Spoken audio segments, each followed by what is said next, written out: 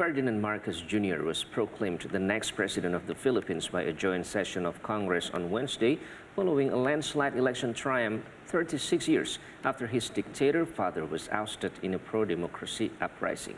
The Senate and House of Representatives also declared that his separately elected vice presidential running mate, Sara Duterte, who had won by a wide margin.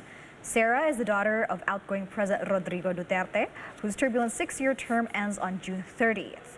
The pair will lead a nation battered by COVID-19 lockdowns, crushing poverty, gapping inequality, Muslim and communist insurgencies, crime and political divisions, further inflamed by the May 9 election.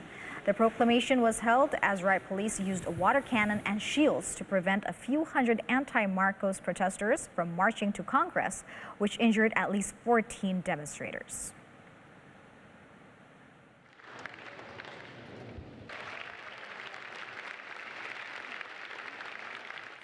The newcomers to the Lebanese parliament are hoping they can bring change to the country, but they will face many challenges. The newcomers to Lebanon's parliament say they plan to form a unified bloc to strengthen their influence in parliament, but that will not be easy, considering what they are up against.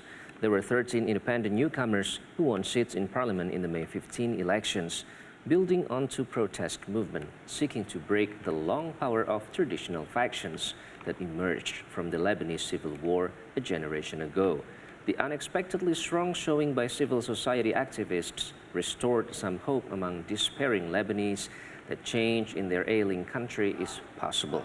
However, the nascent reform movement is fragmented and faces enormous challenges in fighting an entrenched ruling clique. Many worry the incoming parliament will exacerbate polarization and paralyze us at a time when the country is dealing with one of the worst economic meltdowns in history. It is hobbled by divisions between the old guard and newcomers, as well as between supporters and opponents of the powerful militant group Hezbollah.